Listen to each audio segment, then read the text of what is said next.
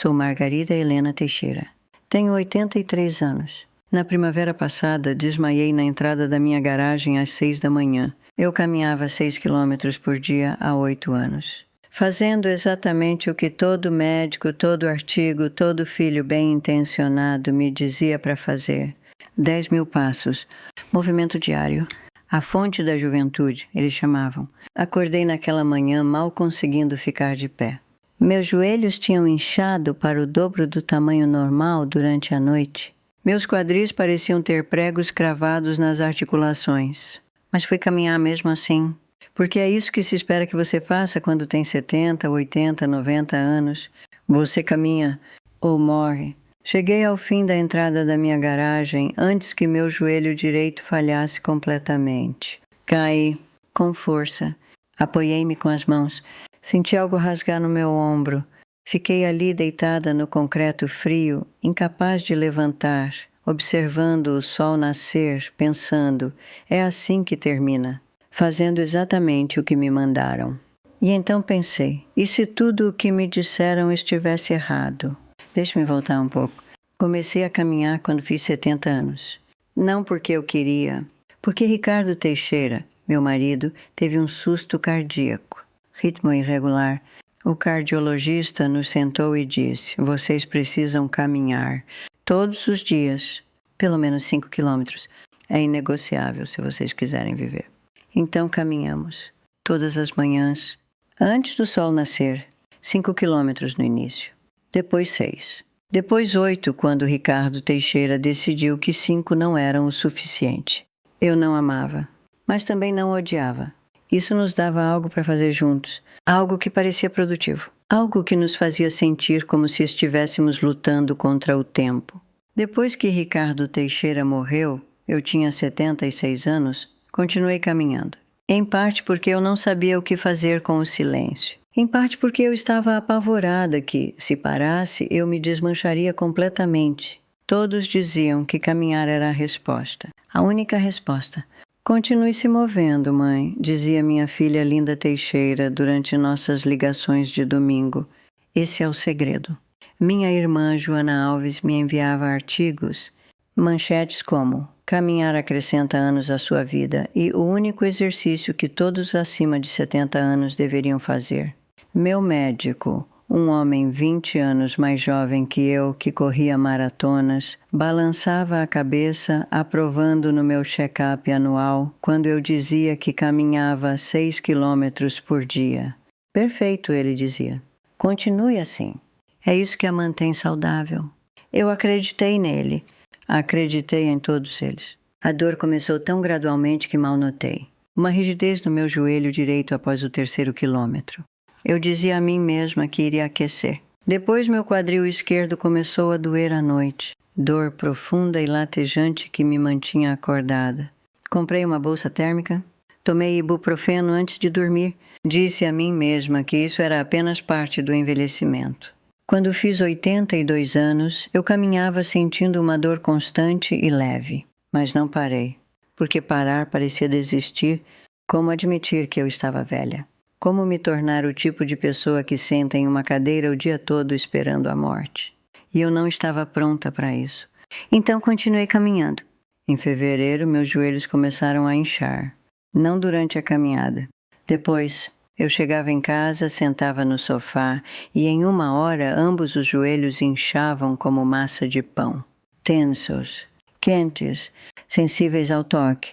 Eu os elevava. Colocava gelo. Envolvia-os em faixas de compressão que comprei na farmácia. Ajudava um pouco, mas não o suficiente. Linda Teixeira veio me visitar em março. Ela me viu mancando da cozinha até a sala. Mãe, o que há com a sua perna? Nada, apenas rígida. Isso não é rígida. Você está mancando. Estou bem. Você precisa ir a um médico?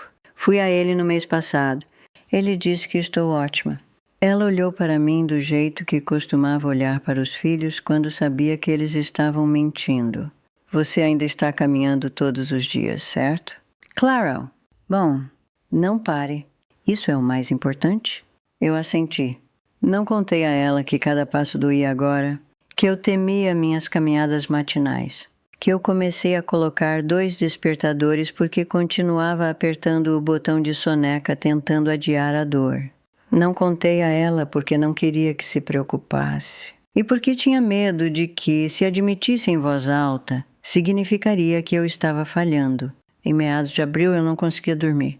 A dor nos quadris era constante, aguda. Irradiava pelas minhas coxas e subia para a minha lombar. Comecei a tomar ibuprofeno 3 vezes ao dia apenas para conseguir funcionar.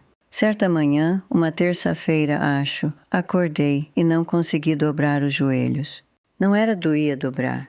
Eu fisicamente não conseguia dobrá-los.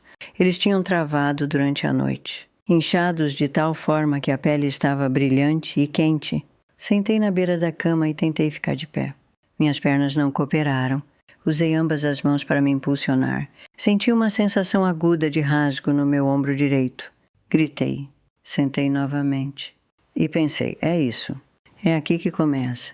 Onde você perde sua independência. Onde você se torna alguém que precisa de ajuda para sair da cama. Fiquei sentada ali por 20 minutos, respirando através da dor, tentando descobrir o que fazer. Finalmente consegui ficar de pé, devagar, usando a estrutura da cama como apoio.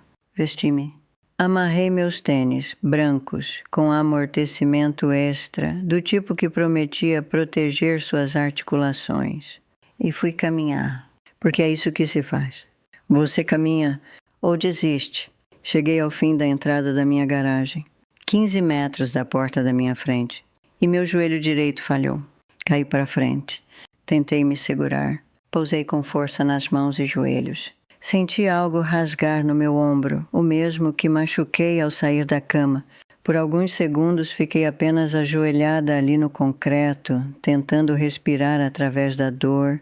Então tentei levantar. Não consegui. Meus joelhos não me sustentariam. Meu ombro gritava quando tentava me empurrar. Eu estava presa. Não sei quanto tempo fiquei lá. Talvez 10 minutos, talvez 20. Sarah, minha vizinha, me encontrou. Ela estava levando sua filha Emma para a escola. Me viu da rua. Ela entrou na minha garagem, saiu do carro, correu até mim. Margarita, meu Deus, o que aconteceu? Eu caí. Você está machucada? Não sei. Ela me ajudou a levantar, devagar, com cuidado. Apoiei-me nela durante todo o caminho de volta para casa. Emma observava do carro com olhos arregalados e assustados. Sarah me levou para dentro. Sentou-me no sofá. Trouxe-me água e ibuprofeno. Você precisa que eu ligue para alguém? Sua filha? Não. Por favor. Estou bem. Você não está bem. Só preciso descansar. Ela não acreditou em mim, mas não discutiu. Antes de sair, ela olhou para mim e disse: minha mãe caminhava todos os dias. Mesmo quando doía, ela achava que precisava. Um dia, o joelho dela falhou e ela caiu da escada. Quebrou o quadril. Nunca mais caminhou. Ela pausou. Você não precisa continuar fazendo algo que está te machucando, Margarida. Você sabe disso, certo? Eu assenti, mas não acreditei nela. Parei de caminhar. Não porque eu queria, porque eu fisicamente não conseguia. Por 3 semanas mal saí de casa. Meus joelhos estavam inchados demais. Meu ombro danificado demais. Movi-me da cama para o sofá, para a cozinha e de volta. Senti-me desaparecendo. Linda Teixeira ligou. Como você está, mãe? Bem. Você ainda está caminhando todos os dias? Hesitei. Então menti. Todos os dias. Bom, isso é tão importante, especialmente na sua idade. Depois que desligamos, chorei. Não por causa da dor, porque senti que estava falhando com todos, falhando comigo mesma. Tentei encontrar alternativas. Primeiro tentei alongamentos. Encontrei vídeos online. Alongamentos suaves para idosos. Uma mulher alegre em um estúdio brilhante, demonstrando movimentos em um tapete. Tentei uma vez. Não consegui descer até o chão sem ajuda. E quando consegui me abaixar, usando o sofá como apoio, não consegui levantar. Fiquei deitada ali no chão da minha sala por 10 minutos, tentando descobrir como ficar de pé, sentindo-me totalmente humilhada. Desisti dos alongamentos. Em seguida, tentei exercícios na cadeira. Outro vídeo. Exercícios de baixo impacto para mobilidade limitada. Sentei-me na cadeira da cozinha e acompanhei. Círculos com os braços elevações de pernas, marcha sentada, parecia fingimento. Como passar pelos movimentos de algo que não importava. Fiz por 4 dias. Depois parei. Não estava ajudando. E me fazia sentir pior, como se eu tivesse me graduado de idosa ativa para inválida, sem nenhum meio termo. A terceira coisa que tentei foi uma aula de yoga. Joana Alves vinha me dizendo há anos para tentar yoga. É tão suave, Margarida. Não é sobre ser forte. É sobre respiração e equilíbrio. Inscrevi-me em uma aula para iniciantes no centro da terceira idade. Eu era a pessoa mais velha ali por 15 anos. O instrutor era gentil. Gentil demais.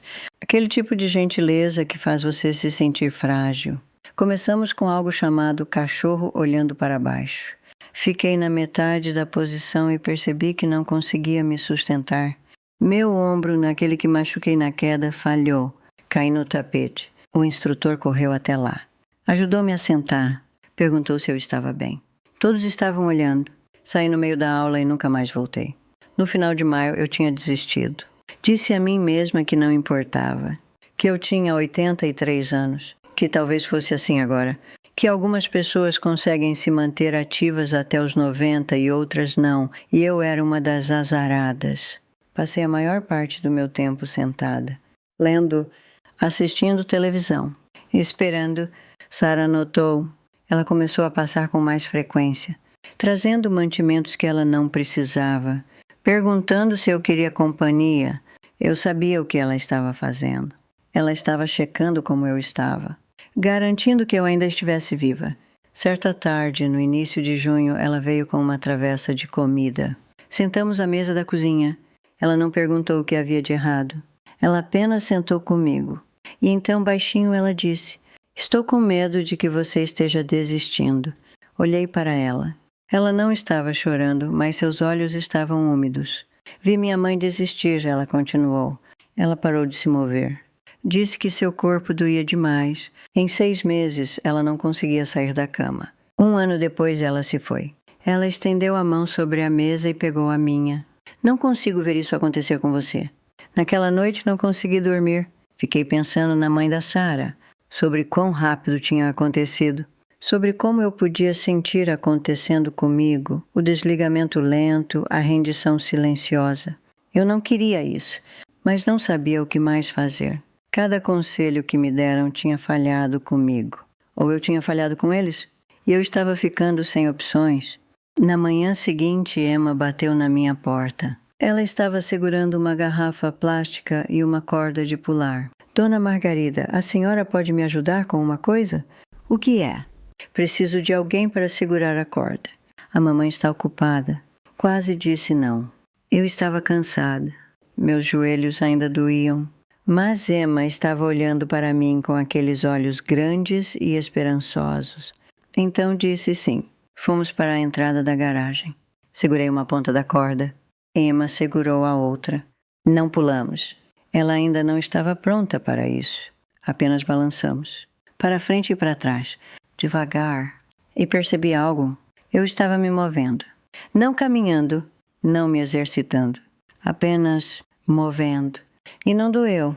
Nos dias seguintes, comecei a notar outros pequenos movimentos.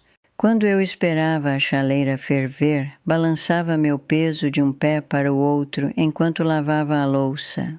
Quando assistia ao noticiário, segurava as costas de uma cadeira e levantava suavemente um joelho, depois o outro. Quando sentava no sofá, pressionava as mãos nas almofadas e me levantava levemente. Apenas alguns centímetros, depois sentava de novo. Nada daquilo parecia exercício. Parecia manutenção. Como manter as dobradiças lubrificadas. E lentamente, tão lentamente que mal notei, a dor começou a diminuir. Em meados de junho, Sara me convidou para algo. "Tem uma aula no centro da terceira idade", ela disse. "Na piscina. Não é natação. Apenas movimento suave. Em água morna." Quase disse não. Mas pensei na mãe dela. E pensei no quanto eu não queria me tornar alguém que tinha desistido. Então fui. A aula era em uma piscina rasa, até a cintura. A água estava morna, quase quente.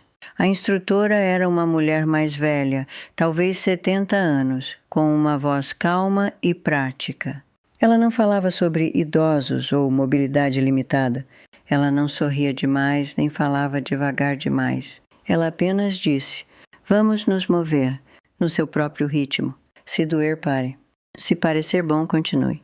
Começamos caminhando na água, apenas caminhando, mas a água me segurava, me sustentava. Tirava o peso dos meus joelhos e quadris de uma forma que o chão nunca fez. Eu conseguia me mover sem dor. Pela primeira vez em mais de um ano, consegui me mover sem dor. Continuei indo 2 vezes por semana, depois 3. E comecei a adicionar coisas em casa, coisas pequenas.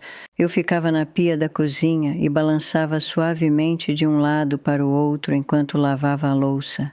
Eu sentava na beira da cama e praticava levantar. Devagar, depois sentar de novo. Eu segurava o balcão do banheiro e fazia pequenos agachamentos rasos, apenas alguns centímetros, o suficiente para sentir minhas pernas trabalhando. Nada disso era dramático. Nada disso parecia o exercício que me mandaram fazer. Mas funcionou. Em agosto, o inchaço nos meus joelhos desapareceu. Em setembro, eu conseguia caminhar até a caixa de correio sem mancar. Em outubro, eu estava me movendo mais do que em anos, mas de forma diferente. Não 6 quilômetros por dia, não 10.000 passos, apenas movimento consistente, suave e intencional. Ao longo do dia, de formas que não destruíssem meu corpo. Eu não estava tentando ser jovem de novo. Eu estava apenas tentando me manter funcional. E estava funcionando. Algumas semanas atrás, Linda Teixeira ligou. "Mãe, você ainda está caminhando todos os dias?" Pausou. "Não." Silêncio. "O quê?" "Por que não?" "Porque estava me machucando." "Mas você tem que caminhar. As pesquisas dizem." "Linda Teixeira, as pesquisas não são escritas para mulheres de 83 anos com joelhos ruins." Outra pausa. "Então o que você está fazendo no lugar?" "Outras coisas. Coisas melhores." "Como o quê?" Contei a ela. As aulas na água. Os pequenos movimentos. Os agachamentos na pia do banheiro. Ela ficou quieta por um longo tempo. Então ela disse: "Você está bem?" "Estou melhor do que nos últimos 2 anos." "Sério?" "Sério. Aqui está o que eu gostaria que alguém tivesse me dito quando fiz 70 anos. Caminhar não é mágica. Funciona para algumas pessoas, mas não para todos. E se está destruindo seu corpo, não está te ajudando a viver mais. Está apenas tornando o tempo que te resta mais doloroso. Você não precisa fazer o que os artigos dizem. Você não precisa atingir 10.000 passos. Você não precisa provar nada a ninguém. Você só precisa se mover da maneira que funcionar para o seu corpo, na sua idade, na sua vida. Para mim, isso significou deixar de caminhar. Significou encontrar 5 coisas que funcionavam melhor. Exercício na água. Mover-se em uma piscina onde minhas articulações não precisavam carregar todo o meu peso. Movimentos pequenos e frequentes ao longo do dia. Mudar o peso. Levantar os joelhos. Agachamentos minúsculos. Trabalho de força que não exigia academia. Empurrar-me para cima do sofá.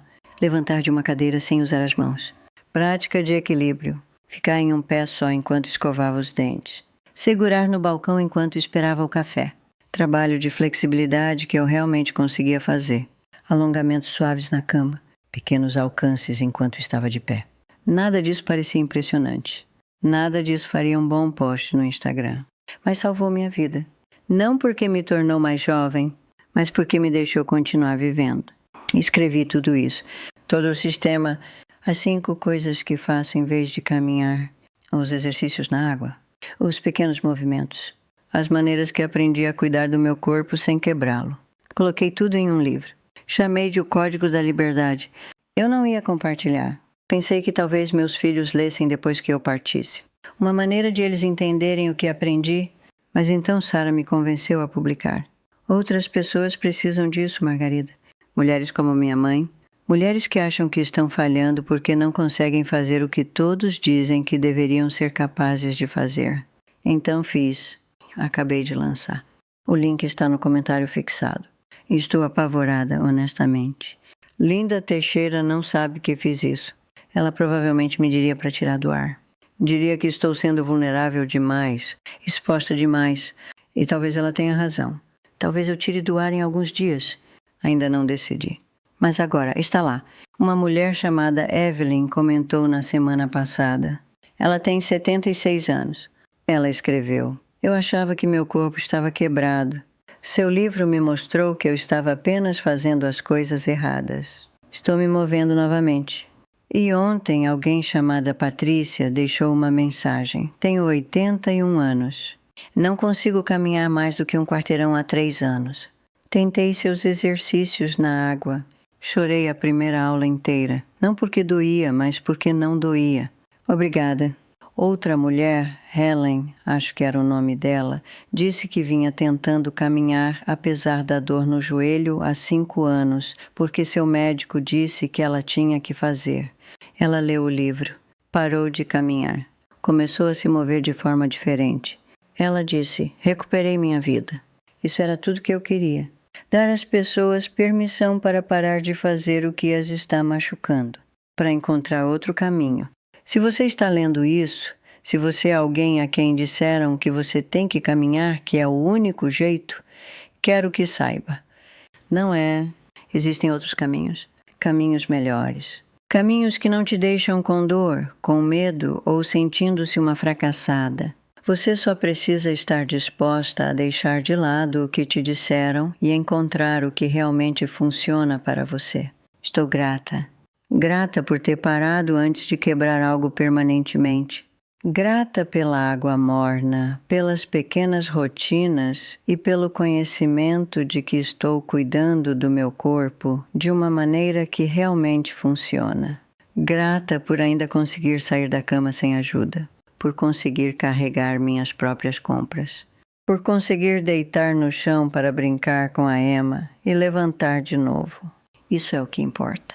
Não o quanto consigo caminhar, mas se ainda consigo viver.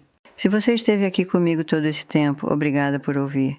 Se isso te ajudou, se você quer mais, o código da liberdade está no comentário fixado. Tudo o que aprendi, tudo o que funciona. Talvez eu tire do ar em breve. Minha filha provavelmente preferiria que eu mantivesse isso privado, mas por enquanto está lá. Cuide-se, o que quer que isso signifique para você.